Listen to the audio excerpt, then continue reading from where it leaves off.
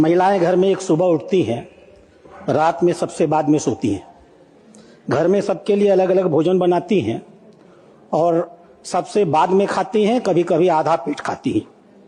सुबह उठकर झाड़ू लगाना, बच्चों को जगाना, नहलाना, तैयार करना, स्कूल में नाश्ता खिलाकर स्कूल भेजना, अपने पतिदेव और सास ससुर को चाय पिलाना, घर के लिए खाना बनाना और परोसना, बच्चों को खाने के बर्तन साफ कराना, बहुत बार तो पति को तैयार करके ऑफिस भेजना, कपड़े धुलना और प्रेस करना, परिवार के वृद्धजनों की देखरेख करना और बीमार पड़ने पर डॉक्टर के यहाँ जाना और दवा दिलाना और घर के घरेलू जरूरत के सामान को खरीदना, बच्चों को पढ़ाने लिखाने का कार्य एक महिला अपना धर्म चुपचाप समझ करके करती है।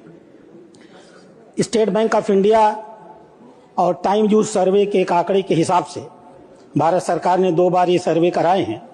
इन आंकड़ों के हिसाब से एक महिला घर में कुल मिलाकर के 432 मिनट सेल्फलेस काम करती है, जिस काम का उसको न तो कोई मेहनताना मिलता है और न ही वो मेहनताना लेना भी चाहती है। सभापति महोदय, अगर इन बहनों को इनके कार्यों का मेहनताना दिया जाए तो यह जीडीपी का कम से कम 7.5% से लेकर के 24% तक का हिस्सा आएगा।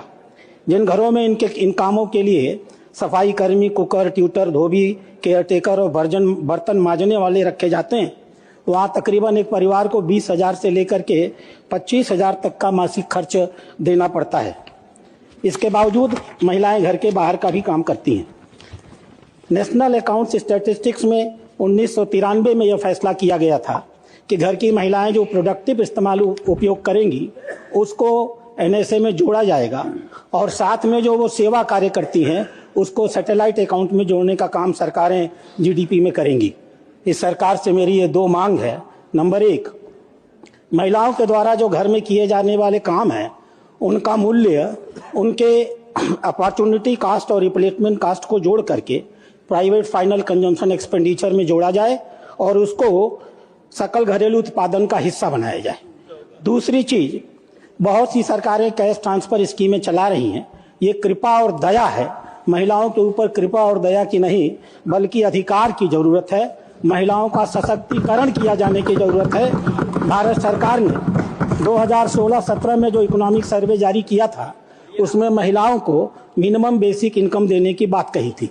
मैं सरकार से मांग करता हूं, भारत सरकार इस देश की महिलाओं को मिनिमम बेसिक इनकम देने का प्राविधान करे।